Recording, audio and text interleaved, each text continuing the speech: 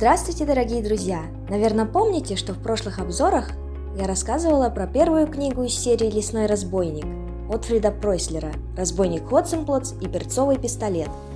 А сегодня мы познакомимся сразу с двумя книгами из этой серии, которые напечатаны рельефно-точечным шрифтом.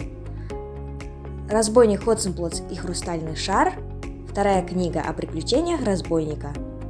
А третья книга «Разбойник Хотценплотц и муравейник с начинкой». Последняя книга из этой трилогии.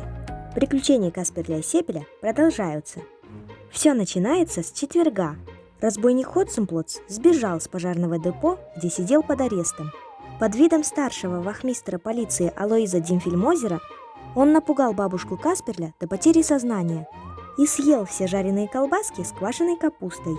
Тем временем Касперли и Сепель возвращались с рыбалки и решили проведать разбойника. Увы, у разбойника другие планы. Он наелся и решил как бы то ни было отомстить Касперлю и Сепелю за тот раз. Посмотрим, как он это провернет.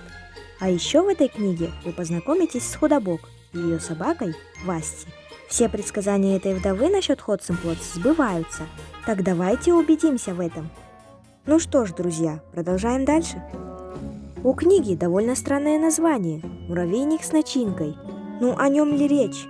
С помощью Худобок Димфельмозер узнавал, что вытворяет разбойник, потому что его освободили от очередного ареста. Хрустальный шар пропал, и Худобок считала, что его украл разбойник Хотценплотц. Говорят, Горбатова могила исправит, но это не про Хотценплотца. Димфельмозер сразу взялся за это дело и решил поймать преступника любым способом. А Касперли и Сепель, на удивление, были на стороне разбойника. Они ведь всегда враждовали. Происходит что-то неладное. Я вот думаю, что надо помочь Димфельмозеру и узнать, что там творится. Тогда вы узнаете, о чем я молчу. Всем спасибо за поддержку, друзья! Не забывайте нас, навещайте. Мы всегда вам рады, мы вас ценим. До следующих встреч!